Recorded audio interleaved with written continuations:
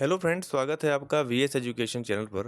तो फ्रेंड्स, मेरी कुछ पिछली वीडियो में कुछ कैंडिडेट्स के कमेंट्स आए थे। खासतौर पे उन्होंने इंग्लिश को लेकर के पूछा था कि इंग्लिश में जो विज्ञापन में कितनी सीट्स आई हैं और जो मेरिट सूची बनी है वो सीट्स दोनों मैच नहीं कर रही है। तो जो मिसिंग सीट्स हैं वो लगभग 700-800 के आसपास जो सीट्स हैं वो सीट्स आखिर कहाँ चली गई। तो मैंने सोचा कि हो सकता है कि सभी के मन में, हर विषय के जो अभ्यर्थी हैं उनके मन में ये डाउट होगा। तो मैंने सोचा कि 16 के 16 विषयों पर मैं इस पर बात कर लूँ। हालांकि सबका एक ही आंसर है, कॉमन आंसर है, बस सभी सब्जेक्ट्स का डेटा डिफरेंट हो जाएगा। किसी के लिए वो सीट्स 700-800 हो जाएगी, किसी के लिए 440-50 हो जाएगी, किसी के लिए 100-200 हो जाएगी। तो वो डिपेंड करता है कि कितनी, मतलब एडवर्टीजमेंट में कितनी सीट्स आई थी।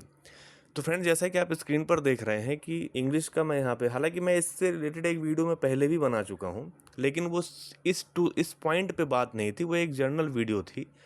तो इसलिए मैं सोचा कि इस पे एक टू द पॉइंट वीडियो मैं बना दूं।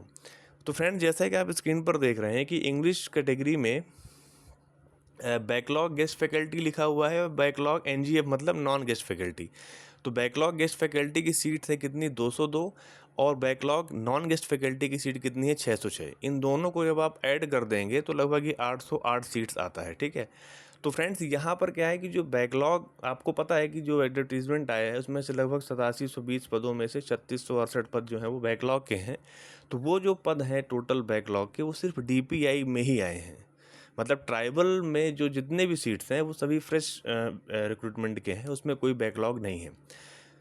तो फ्रेंड्स, यहाँ पर हुआ क्या है कि जो बैकलॉग बना है वो सिर्फ एसटी और एससी कैंडिडेट्स के लिए बना है। कुछ सब्जेक्ट्स में तो सिर्फ एसटी के लिए है, एससी के लिए भी नहीं है, मैं आगे बताऊंगा वहाँ पर। लेकिन मोस्टली जो भी है सिर्फ दो कैटेगरी के लिए बैकलॉग आया है। तो अब क्या है कि जो उनका पासिंग मार्क है वो लगभग 40% है। आपका जो चयन परीक्षा होती है उसमें 40% उनका पासिंग मार्क है। तो अगर वो उतने भी मार्क्स क्वालिफाई नहीं कर पा रहे हैं तो निश्चित रूप से जो उनकी सीट है वो क्या रह जाएगी, वैकेंट रह जाएगी। तो जो यहाँ पर 808 सीट्स है जो बैकलॉग है, उसमें से हो सकता है कि 100 सीट्स बैकलॉग से भी उठा ली गई हो। लेकिन फिर भी जो 700 सीट जो आप बता, जो कमेंट आए थे, उन जो भाई साहब कमेंट कर रहे थे, तो वो सीट वहाँ पर क्या हो सकती है कि बची रहने की वजह से वो 700 सीट आपको मेरिट सूची में मिसिंग दिखाई दे रही है। ठीक है। अब सभी सब्जेक्ट्स का यही आंसर होगा। मैं सिर्फ आपको बैकलॉग सीट्स की जानकारी दूंगा कि कितने, किस सब्जेक्ट में कितने कितने बैकलॉग हैं। ठीक है। आंसर सबका सेम है। अगर आपकी मेरिट सूची और टोटल पोस्ट अगर मैच नहीं कर रहा है, मतलब मेरिट सूची में जितने भी कैंडिडेट्स हैं और विज्ञापन में जितने सीट्स आई थी, अगर वो दोनों मैच नहीं कर रहा है, तो इसका मतलब ये है कि बैकलॉग की सीट्स क्या हो गई हैं, वो वैकेंट चली गई हैं, क्योंकि उसमें कैंडिडेट्स अवेलेबल नहीं हो पाए हैं। तो एक एक करके मैं सभी सब्जेक्ट्स की बात कर लेता हूँ फ्रेंड्स। तो सबसे पहले हम लोग एक क्रम से शुरू करते हैं। तो यहाँ पर सबसे पहले हम बात कर लेते हैं जियोग्राफी का। तो जियोग्राफी में फ्रेंड्स जो बैकलॉग सीट आई है वो लगभग 36 के आसपास है। आप इन दोनों को ऐड करेंगे, सबसे ऊपर के दो बैकलॉग हैं जीएफ और बैकलॉग एनजीएफ, इनको आप ऐड करोगे तो उसका आंसर आपको मिल जाएगा। तो जियोग्राफी में कितनी सीट्स आई है, लगभग 36 सीट आई है। नेक्स्ट हम लोग बात कर लेते हैं एग्रीकल्चर का। तो एग्रीकल्चर की टोटल 80 सीट आई है बैकलॉग में। फिर हम लोग बात करते हैं कॉमर्स में। तो कॉमर्स में टोटल बैकलॉग आया है 260 का। ठीक है। और फिर हम बात करते हैं सोशियोलॉजी में। तो सोशियोलॉजी में टोटल बैकलॉग सीट आई है 57। ठीक है। फिर बात करते हैं इकोनॉमिक्स में। तो इकोनॉमिक्स में टोटल बैकलॉग सीट आपकी आ रही है 158। नेक्स्ट बात करें होम साइंस का, तो टोटल बैकलॉग 7 सीट हो गई, 7 सीट्स। और फिजिक्स में अगर हम बात करें तो टोटल बैकलॉग यहाँ पे बनता है 367 का। ठीक है, लगभग। और टोटल जितनी भी सीट होगी मुझे नहीं पता, लेकिन टोटल 367 सीट्स यहाँ पर क्या है, बैकलॉग आई है। बायोलॉजी की अगर हम बात करें तो बायोलॉजी में टोटल बैकलॉग है 386 सीट्स का। ठीक है, टोटल बैकलॉग यहाँ पर है। केमिस्ट्री की अगर हम बात करें तो केमिस्ट्री में टोटल बैकलॉग बनता है 281 सीट्स का। ठीक है। हिस्ट्री की अगर हम बात करें तो हिस्ट्री में टोटल बैकलॉग बनता है 157 सीट्स। पॉलिटिकल साइंस की अगर हम बात करें तो पॉलिटिकल साइंस में टोटल बैकलॉग सीट्स आई हैं 129।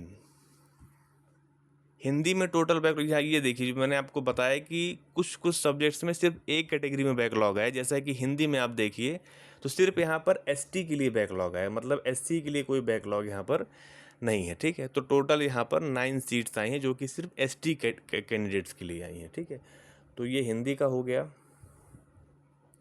नेक्स्ट हम बात करें इंग्लिश का, तो मैं बता ही चुका हूँ।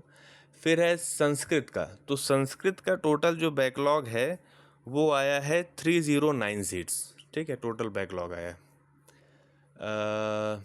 उर्दू में अगर हम बात करें तो 29 सीट्स हो गया। और मैथ्स में अगर हम बात करें तो मैथ्स में टोटल बैकलॉग है 524 सीट्स का। तो फ्रेंड्स ये पूरा आंकड़ा है। लगभग आप ये मान के चल सकते हैं कि लगभग किसी किसी सब्जेक्ट्स में जो बैकलॉग का जो रेशियो लगभग 50% का बैठता है, किसी किसी सब्जेक्ट्स में ये रेशियो 30-40% का होता है। और अगर आप एवरेज निकालो 16 सब्जेक्ट्स का तो लगभग ये आंकड़ा आपका 40-45% का आता है। यही सबसे बड़ा रीज़न है कि जो बच्चे आज वेटिंग में हैं वो पदवृद्धि की मांग कर रहे हैं। और बाकी चीज़ें आप सभी को पता ही है कि अगर देखा जाए तो इफ़ेक्टिवली अगर देखा जाए तो सिर्फ 5,000 सीट्स पे भर्ती की जा रही है, जिसको 16 सब्जेक्ट्स में बांटना, फिर तमाम कैटेगरीज़ में बांटना, फिर उसके बाद होल्ड करना 13%। तो आप समझ लीजिए कि क्या ही बचेगा। तो यही उसका सबसे बड़ा रीज़न है। जो आपके मन में डाउट है कि आखिर मेरिट में इतने कैंडिडेट्स हैं और लगभग उससे डबल सीट आपके विज्ञापन में आती है, तो बाकी सीट्स कहाँ जा रही है, तो वो यहीं पर जा रही है, क्योंकि कैंडिडेट्स हैं ही नहीं। जो 40 मार्क्स में हैं उनको वहाँ पे सिलेक्शन मिला, जो 40 से कम है वो डिस्क्वालीफाई हैं, क्योंकि उसमें क्वालिफिकेशन का क्राइटेरिया है, मतलब उसमें कट ऑफ क्वालिफिकेशन के बेस पे बन रही है कि आप कितने मार्क्स से क्वालिफाई कर रहे हो उस एग्ज़ाम को। एक उसका मतलब एक कट ऑफ बनाया गया जो कि 40 मार्क्स होता है अदर देन यूआर के लिए। इस वजह से वो सीट्स वहाँ पर क्या है, मिसिंग है, और सभी सब्जेक्ट्स में ऐसा है। तो ठीक है फ्रेंड्स, आशा करता हूँ कि आपको पूरी बातें समझ में आ गई होंगी। सभी सब्जेक्ट्स के लिए मैंने यहाँ पर बना दिया है, तो आप इसे ध्यान से एक बार देख लीजिएगा। तो अगर आपको मेरा वीडियो अच्छा लगा हो तो आप प्लीज़ इसे लाइक कीजिए, अपने फ्रेंड सर्कल में शेयर कीजिए। चैनल पर अगर पहली बार आ रहे हैं तो प्लीज़ आप चैनल को सब्सक्राइब कर लीजिए। Thank you.